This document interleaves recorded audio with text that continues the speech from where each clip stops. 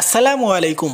পাকিস্তানের সাবেক প্রধানমন্ত্রী ইমরান খানের মুক্তির দাবিতে ইসলামাবাদে চলমান বিক্ষোভ কর্মসূচি সামরিক বাহিনীর তুমুল ধরপাকড়ের মুখে স্থগিত করা হয়েছে। পিটিআই দলটির মিডিয়া সেল বুধবার এক বিবৃতিতে জানায়, নিরাপত্তা বাহিনীর নির্মম দমন পীড়নের কারণে শান্তিপূর্ণ প্রতিবাদ স্থগিত করতে বাধ্য হয়েছে তারা। গত 24শে নভেম্বর থেকে শুরু হওয়া এই আন্দোলনে পিটিআই কর্মীরা ইসলামাবাদ অভিমুখে যাত্রা শুরু করে। 26শে নভেম্বর রাজধানীর ডি চক এলাকায় পৌঁছে পুলিশের সঙ্গে সংঘর্ষ বাধে। এতে প্রায় 6 জন নিহত এবং শতাধিক মানুষ আহত হয়েছে। উক্ত বিক্ষোভ দমনে পুলিশ এবং সেনাবাহিনী সহ যৌথভাবে অভিযান চালায়। বিক্ষোভ চলাকালীন অন্তত 500 নেতাকর্মীকে আটক করা হয়েছে বলে জানা গেছে। ধরপাকড়ের সময় আন্দোলনের 2 শীর্ষ নেতা আলী আমিন এবং ইমরান খানের স্ত্রী বুশরা বিবি ঘটনাস্থল থেকে পালিয়ে যান। সেনাবাহিনীর ভূমিকা।